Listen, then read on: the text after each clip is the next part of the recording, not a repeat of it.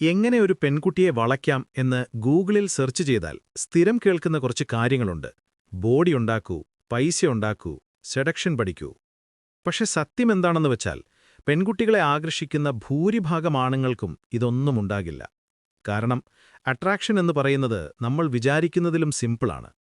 ആദ്യം ഈ പറഞ്ഞ സൂപ്പർഫിഷ്യൽ ടിപ്സൊക്കെ ഒന്ന് മാറ്റിവെക്ക്, എന്നിട്ട് ഇതിന്റെ ബേസിക് പ്രിൻസിപ്പിൾസ് മനസ്സിലാക്ക്.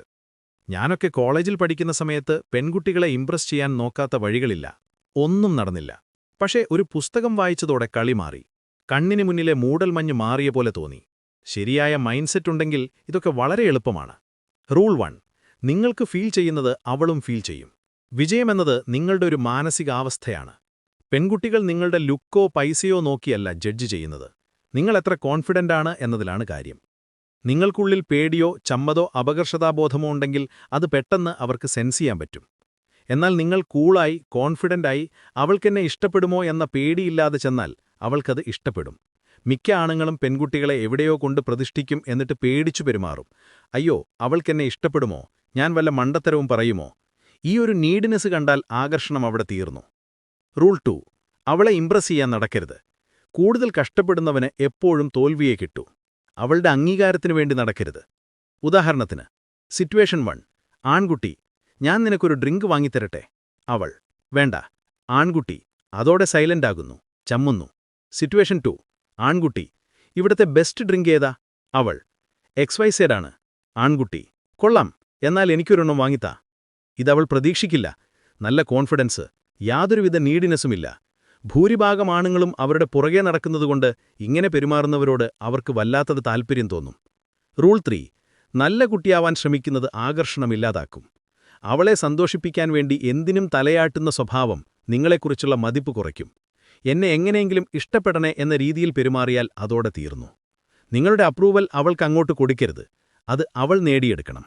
റൂൾ 4: റിസൾട്ടിനെക്കുറിച്ചോർത്ത് ടെൻഷൻ വേണ്ട. നോ കേൾക്കാൻ പേടിയുള്ളവർക്ക് ജയിക്കാൻ പറ്റില്ല. ഹൈ വാല്യൂ ആയ ആണുങ്ങൾക്ക് റിജക്ഷൻ പേടിയില്ല. അവർ ആ മൊമെന്റ് എൻജോയ് ചെയ്യും, ഫ്ലേർട്ട് ചെയ്യും. കാര്യങ്ങൾ വിചാരിച്ച പോലെ നടന്നില്ലെങ്കിലും തളരില്ല. ഉദാഹരണത്തിന്, അവൾ ദേഷ്യത്തിൽ ഒന്ന് പോയിത്തരാമോ എന്ന് പറഞ്ഞാൽ സാധാരണക്കാരൻ വിഷമിച്ച് തല താഴ്ത്തിപ്പോകും. ഹൈ വാല്യൂ ഗായ് ചിരിച്ചുകൊണ്ട് പറയും, അയ്യോ, എന്റെ അമ്മ പറഞ്ഞിട്ടുണ്ട് ഇങ്ങനത്തെ ആംഗ്രി ബേർഡുകളോട് മിണ്ടരുതെന്ന്. ഇതിലാരെയായിരിക്കും അവൾ ഓർത്തിരിക്കുക? റൂൾ 5: സൗന്ദര്യത്തെ കണ്ട് അന്ധാളിച്ച് നിൽക്കരുത്.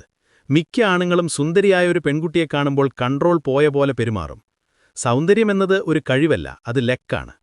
സുന്ദരിയായ ഒരു പെൺകുട്ടിയെ നിങ്ങൾ സാധാരണ ഒരാളെപ്പോലെ ട്രീറ്റ് ചെയ്താൽ ഒരു മാജിക് സംഭവിക്കും. അവൾ നിങ്ങളെ ഇംപ്രസ് ചെയ്യാൻ ശ്രമിക്കും. ഉദാഹരണത്തിന്, നിങ്ങൾ പറയുക, കാണാൻ ഭംഗിയൊക്കെയുണ്ട്, പക്ഷേ സ്മാർട്ടായ പെൺകുട്ടികൾ ഇപ്പോൾ കുറവാണ്. അവൾ ഉടനെ തെളിയിക്കാൻ ശ്രമിക്കും അവൾ സ്മാർട്ടാണെന്ന്. റൂൾ 6: കിട്ടിയതിനെ വെച്ച് അഡ്ജസ്റ്റ് ചെയ്യരുത്. നമുക്കിഷ്ടപ്പെട്ട പെൺകുട്ടിയെ കിട്ടില്ല എന്ന് വിചാരിച്ച് താൽപ്പര്യം കാണിക്കുന്ന ആരായാലും മതി എന്ന് വെക്കരുത്. ക്വാളിറ്റിയുള്ള ആണുങ്ങൾ ചൂസ് ചെയ്യുകയാണ് പതിവ്, കിട്ടുന്നത് സ്വീകരിക്കുകയല്ല. റൂൾ 7: റിലേഷൻഷിപ്പിനേക്കാൾ സ്വന്തം നിലപാടുകൾക്ക് കൊടുക്കുക. വഴക്കിനിടയിൽ അവൾ പറയും, ഞാൻ ബ്രേക്കപ്പ് ചെയ്യുമെന്ന് ഭീഷണിപ്പെടുത്തിയാൽ സാധാരണ ആണുങ്ങൾ പേടിച്ച് സോറി പറയും.